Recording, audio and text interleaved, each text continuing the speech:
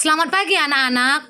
Apa kabar kalian? Oke, sebelum Miss menjelaskan apa pengertian teks observasi, siapa di antara kalian tahu pengertian teks observasi?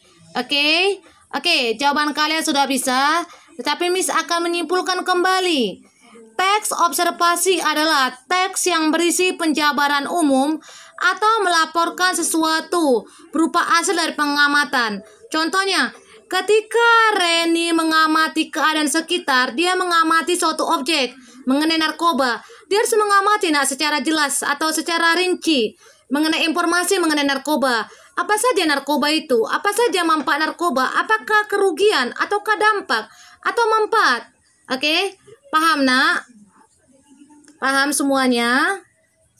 Oke, selanjutnya tujuan teks laporan hasil observasi. Yang pertama, mengatasi suatu persoalan. Ketika seseorang mengamati keadaan sekitar, dia harus tahu apa saja dampak pengguna narkoba. Kemudian dia akan mencari masalahnya. Mengapa seseorang itu menggunakan narkoba?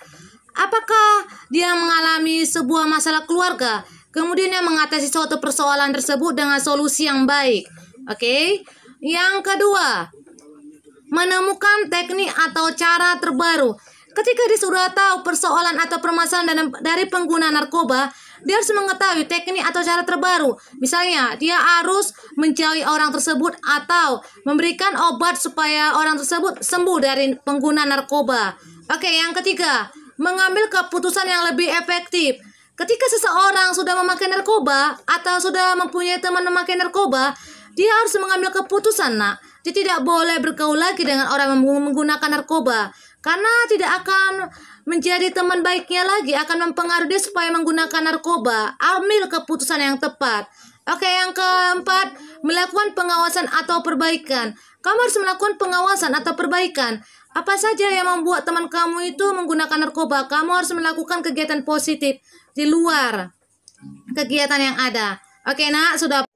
Oke, selanjutnya, fungsi teks laporan hasil observasi. Yang pertama, melaporkan tanggung jawab sebuah tugas dan kegiatan pengamatan. Ketika seseorang disuruh untuk mengamati keadaan sekitar, dia harus melaporkan tanggung jawabnya. Apa saja tugasnya? Misalnya, dia membahas mengenai topik narkoba. Dia harus melaporkan tanggung jawabnya, mengamati keadaan-keadaan sekitar. Apa saja kekurangannya, apa saja kelebihannya. Oke, you understand? Kamu sudah paham? Oke, yang kedua, menjelaskan dasar penyusunan kebijaksanaan, keputusan, atau pemecahan masalah dalam pengamatan.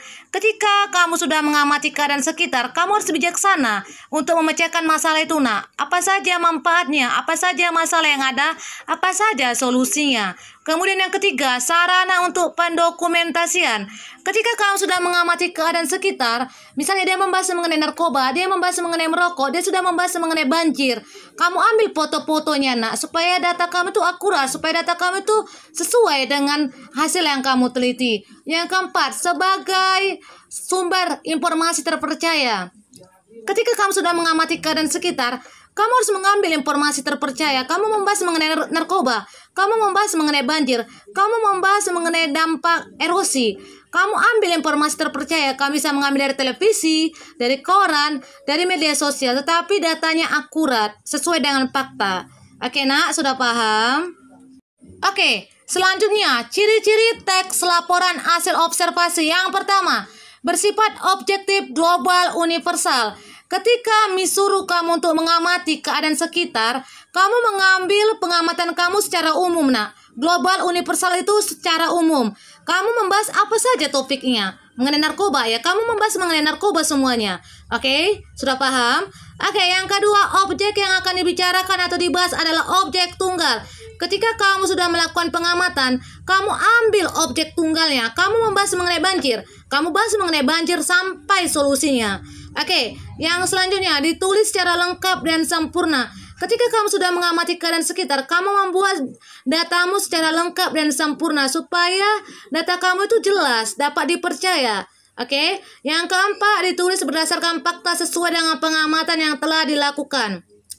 Contohnya, ketika kamu sudah mengamati keadaan banjir atau mengamati mengenai narkoba, Kamu ambil fakta. Fakta itu kenyataan, nak. Berdasarkan fakta yang telah kamu lakukan. Berdasarkan fakta yang telah kamu teliti. Oke, selanjutnya. Informasi teks merupakan hasil penelitian terkini yang sudah terbukti kebenarannya. Ketika kamu sudah melakukan observasi, kamu harus mengambil hasil penelitian yang terbukti kebenarannya. Kamu tidak boleh asal-asalan meneliti sesuatu hal. Harus datamu akurat supaya data kamu itu dipercaya dan tidak merasakan kekecewaan kepada penonton atau pembaca. Oke, selanjutnya. Tidak mengandung prasangka atau dugaan atau pemiakan yang menyimpang atau tidak tepat. Ketika kamu sudah mengamati, kamu tidak boleh berpikiran negatif kepada orang banyak. Oke, nak, sudah paham? Oke, selanjutnya ini adalah contoh teks hasil observasi atau pengamatan tentang narkoba. Narkoba menyerang generasi bangsa. Narkoba merupakan bahan berbahaya yang jika disalahgunakan akan mengakibatkan ketergantungan pada pemakainya dan pada akhirnya akan membawa pada kematian. Jika dikonsumsi secara terus-menerus, latar belakang pengguna narkoba saat ini sangat banyak sekali. Mulai dari menghilangkan masalah, pergaulan, serta banyak hal lain yang melatar belakangi para pengguna narkoba. Saat ini target para pengedar adalah kalangan remaja antara 15 sampai 25 tahun yang masih sangat muda untuk ikut-ikutan karena kejiwaannya masih labil dan masih mudah terpengaruh teman-teman pergaulannya. Kita semua tahu bahwa anak-anak remaja pada usia tersebut adalah bunga bangsa yang baru mereka yang sangat dinanti-nantikan untuk meneruskan bangsa Indonesia kelak untuk menjadi negara yang lebih sejahtera lagi. Saat ini terdapat 4 juta orang Indonesia. Oke, selanjutnya ini, nak, contohnya boleh dibaca. Oke. Demikian pembelajaran kita. Terima kasih.